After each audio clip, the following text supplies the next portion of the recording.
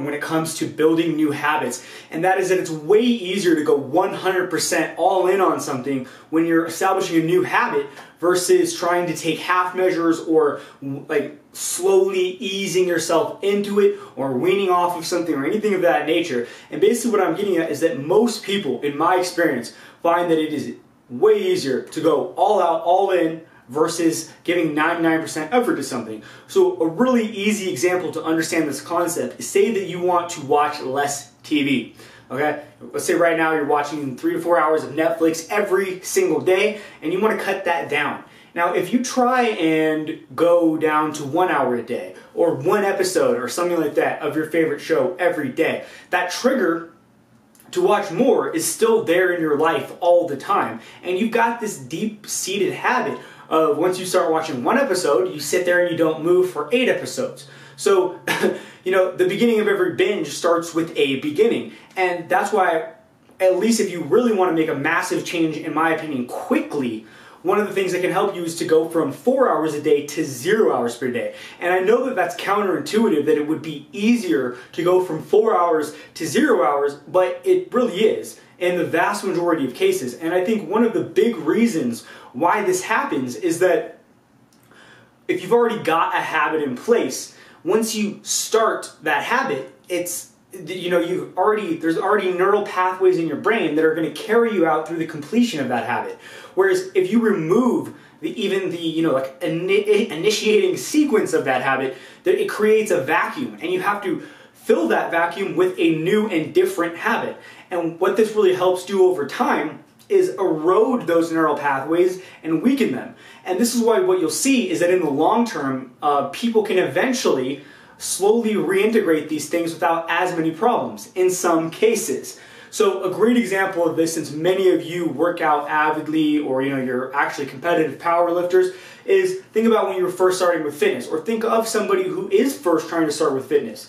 One of the rules that they need to follow most of the time, if they really want to make this stick, is no excuses about workouts. You know, I'm sick, I'm too tired, it's too cold, it's too hot.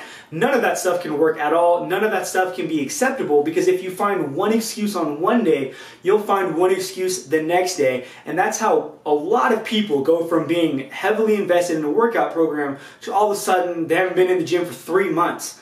And it happens very quickly and very easily.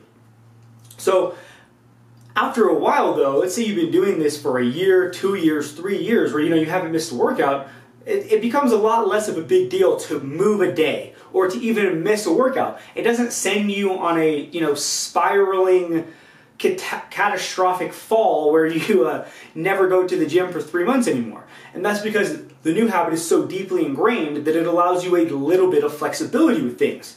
Now, this is all going to depend on, where you're coming from, what your background is, and the severity of what you were trying to change or what you did change. For example, if you take a severe alcoholic or somebody who's a recovered severe alcoholic, they're not going to be able to go back to having just one drink. Okay, that is never going to work for them in 99.9% of cases. Even 1 will lead to 10, will lead to starting them down that whole dark path again. And a lot of the times when I work with formerly obese athletes, what they'll tell me is I'll tell them, it's fine to be relaxed on Christmas or Thanksgiving or some of these major holidays with your macros. Like, you don't need to do this every day. And they'll push back on that and say, no, actually, it stresses me out way more to not hit my macros on these days, because for them, they're coming from a much different place than most people, where getting off of that train for even one day could potentially lead them going back down the other path, because the other path is so much stronger for them than it is for other people. And this is why, with dieting, I think a lot of the times, a lot of people, that especially athletes though, but people in general will do better on diets initially where they just eat the same food every single day.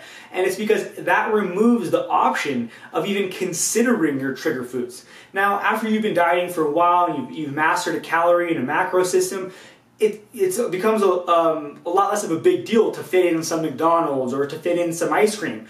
But for people who are just starting, I think sometimes this can actually be bad advice, because even having just one taste of those triggering foods leads to a spiral of, they spiral out of control so quickly that they're immediately back on their old bad habits.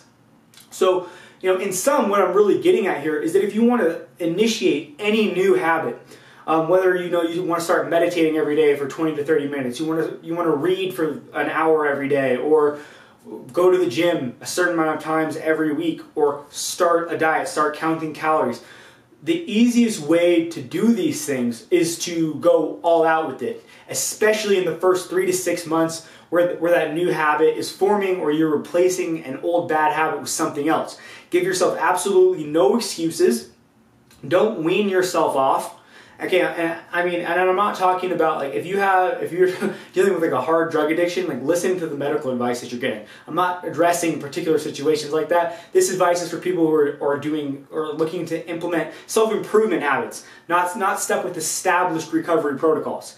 Now that I got that out of the way, like I said, if you want to start reading a book every day, or meditating, going to the gym a certain amount of times per week, whatever the habit is, no more Netflix. I don't know. Everybody's got something that they feel like they should improve. Whatever that thing is, try going all in, especially for those first 3 to 6 months while you're establishing that habit. And I can almost guarantee you that it'll be way easier for you than if you went 99% commitment. So if you, instead of, like using the TV example one more time, instead of going from 4 hours to 15 minutes a day, you'll find it easier to just go all the way to 0 hours and start from there. Anyways, I hope you guys found this concept useful. As always, my friends, have a nice day.